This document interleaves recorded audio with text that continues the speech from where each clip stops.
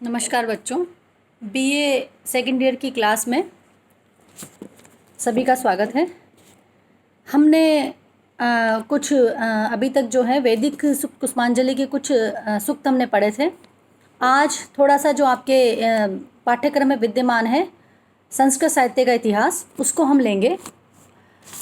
संस्कृत साहित्य के इतिहास में सबसे पहले हम अगर बात करते हैं तो वैदिक साहित्य आता है। सबसे प्राचीन साहित्य जो हमारे चारों वेद है वो आते हैं, और वैदिक साहित्य के बाद लौकिक साहित्य आता है। तो लौकिक साहित्य में मुख्य रूप से उसके आधार स्तंभ दो काव्य, वीर काव्य जिन्हें की कहा गया है, रामायण और महाभारत। ये वीर काव्य की श्रेणी में माने गए हैं, एपिक्स जिन्हें की कहते हैं।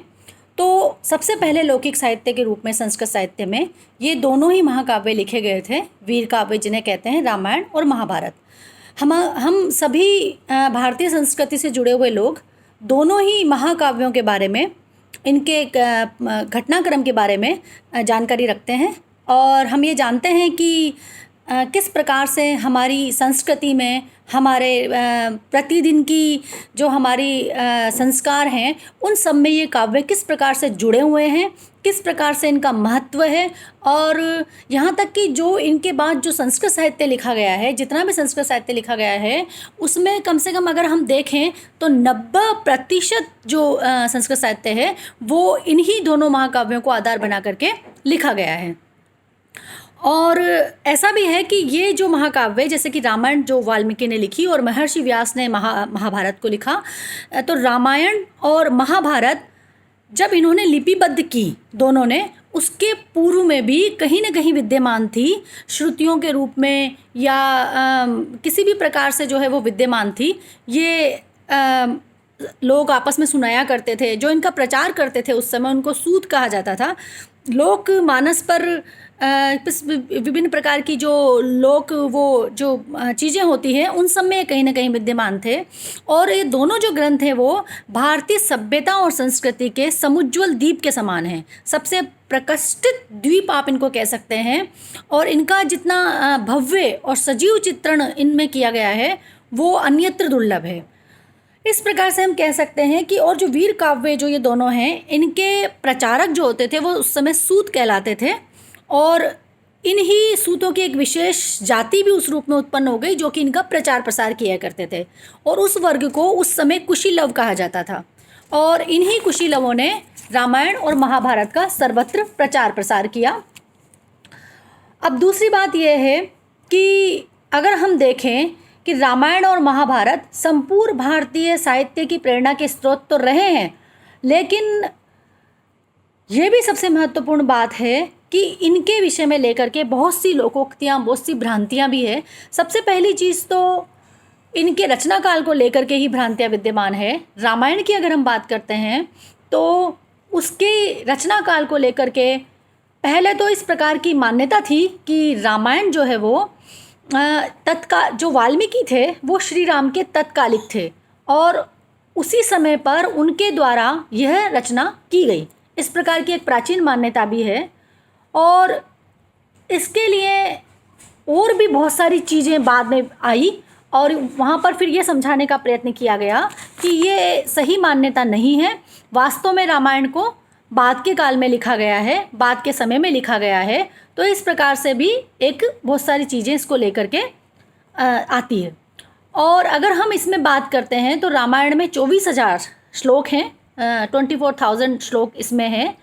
और इसमें जो है वो मुख्य रूप से जो वर्ण्य विषय है, हम सभी को पता है कि राम की कथा, जो कि हम किसी न किसी रूप में हम जानते हैं, देखते हैं, हमने सीरियल भी देखा है, तो हमें पता है उसकी मुख्य चीज़ें क्या है, मुख्य पात्र कौन से हैं। क्योंकि भारतीय संस्कृति को, भारतीय सभ्यता को कहीं से भी रामायण से अलग करके देखा नहीं जा सकता।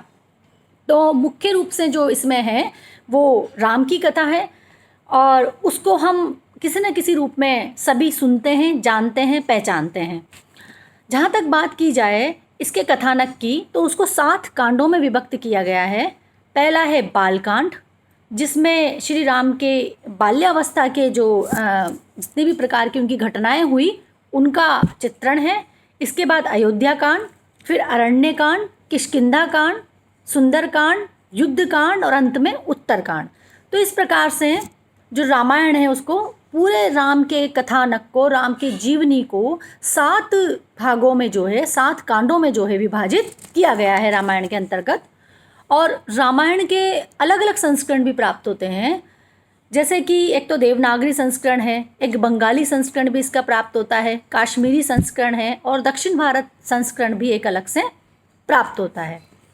और एक चीज़ और है कि रामायण जितनी ज़्यादा मानी गई, जितनी ज़्यादा रामायण की प्रसिद्धि हुई, इसमें कुछ न कुछ प्रक्षिप्तांश भी जुड़ते चले गए। प्रक्षिप्तांश का मतलब है कि बाद में कहीं ना कहीं कुछ परिवर्तन किसी के द्वारा कर दिया गया और वो मूल भाग का हिस्सा बन गया।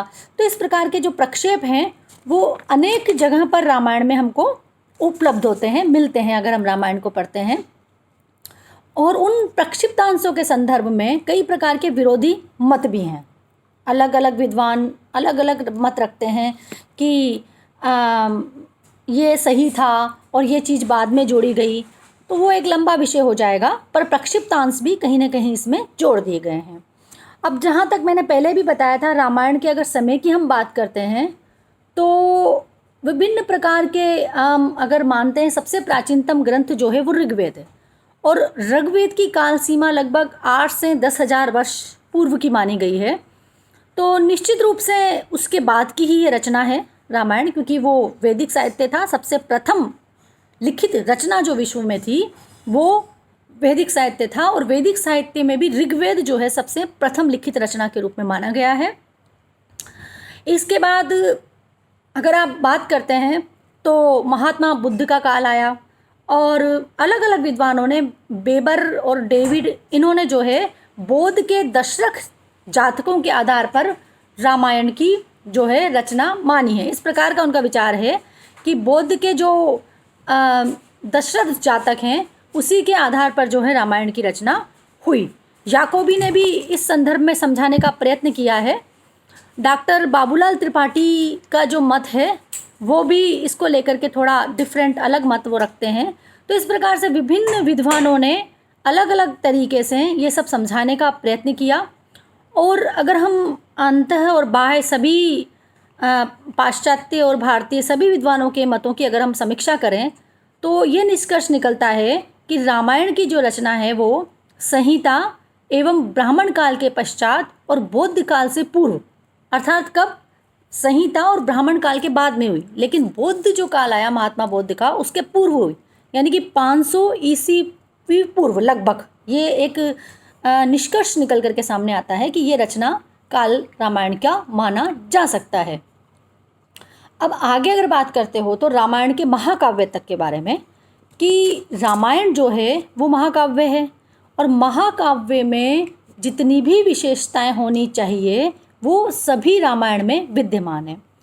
संक्षेप में अगर हम बात करें तो रामायण महाकाव्य का एक आदर्श रूप है, और इसी के आधार पर संस्कृत शास्त्री जो हैं उन्होंने महाकाव्य के लक्षण भी निर्धारित किए हैं। और उन्हीं लक्षणों को अगर हम रामायण पर देखते हैं, बैठाने का प्रयत्न करते हैं, तो वो सारे लक्षण कहीं ना कहीं बिल्कुल परफेक्टली चले जाते हैं रामायण के ऊपर, कि वो एक महाकाव्य है और एक श्रेष्ठ महाकाव्य की श्रेणी में कहीं ना कहीं रामायण आता है। अब एक बात और है यहाँ पर कि रामायण कालीन समाज एवं संस्कृति के चित्रण की जहाँ तक बात है तो वो काफ़ी हद तक एक आदर्श स्थिति उस समय बताई गई है। एक आदर्श समाज, एक आदर्श संस्कृति तत्कालीन समय में, रामायण के समय में बताई गई है।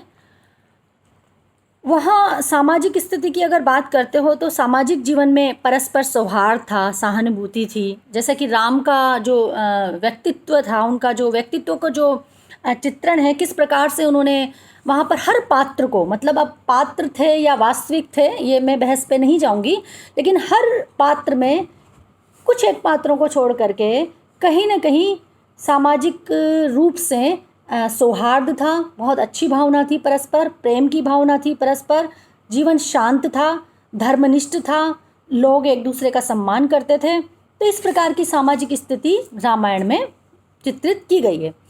धार्मिक स्थिति की जहाँ तक बात है तो रामायण जो है, रामायण कालीन जो समाज था उसका मूल आधार ही धर्म था और तत्कालीन जो संस्कृति थी वो धर्म प्रधान थी।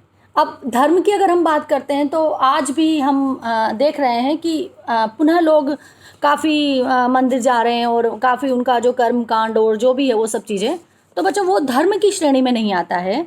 धर्म क्या है? धार्यति इति धर्म, जिसको कि हमें धारण करना चाहिए, जो हमारे द्वारा धारण करने योग्य है। यानी कि जो अच्छी चीज़ें, जो अच्छा व्यवहार, जो कुछ भी ऐसा है जो नैतिक है, वो सब हम धारण करें, वो ही धर्म है। तो जो रामायण कालीन संस्कृति थी वो धर्मनिष्ठ थी, धर्म पर आधारित थी। और अगर राजनीतिक स्थिति की बात करते हैं तो ये तो बिल्कुल स्पष्ट है कि सारा रामायण ही किस लिए हुआ था कि कैकेयी ने उनको राम को वनवास दे दिया था, अपने पुत्र को बैठाना चाहती थी। तो राज्य व्यवस्था का उदय, राजनीतिक स्थिति को अगर तुम देखो तो राज्य व्यवस्था का उदय उस समय हो चुका था। और राज्य व्यवस्था के जो देवी सिद्धांत को, जो राजा की उत्पत्ति के जो सिद्धांत हैं उसमें एक देवी सिद्धांत आता है। ये राजनीति विज्ञान का विषय है, हम उस पर ज़्यादा नहीं जाएंगे, केवल इतना बताते हैं कि जो देवी सिद्धांत है उसको रामायण में स्वीकृत किया गया है। और इसी प्रकार आर्य संस्कृति जो हम जानते हैं सभी, जो उसका आर्य संस्कृति का विजय ध्वज, वो जो काल था वो श्रेष्ठ आर्य संस्कृति का विजय ध्वज था। तो इस प्रकार से जो है रामायण का अगर हम महत्व देखते हैं अंत में, तो ये एक ऐतिहासिक ग्रंथ है और भारतीय संस्कृति का आधार स्तंभ है। और जो इसके विभिन्न जो इसको आधार मान करके विभिन्न ग्रंथ लिखे गए हैं, उनसे भी ये स्पष्ट रूप से व्यक्त होता है कि रामायण एक श्रेष्ठ, बिल्कुल श्रेष्ठ ग्रंथ है, बिल्कुल श्रेष्ठ महाकाव्य है। और इसकी जो अभी तक भी इसके ऊपर अलग अलग लोगों के द्वारा शोध कार्य निरंतर होते रहे हैं।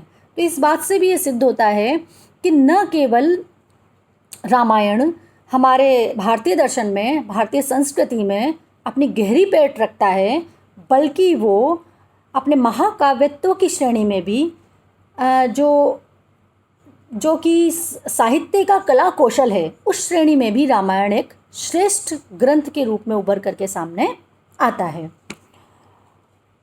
डॉक्टर त्रिपाठी ने कहा कि रामायण जो है वो जिज्ञासुओं के लिए एक महत्वशाली मानवीय समाजशास्त्र है। अब देखो बच्चों, कितनी बड़ी बात यहाँ पर कह दी गई है कि मानवीय समाजशास्त्र।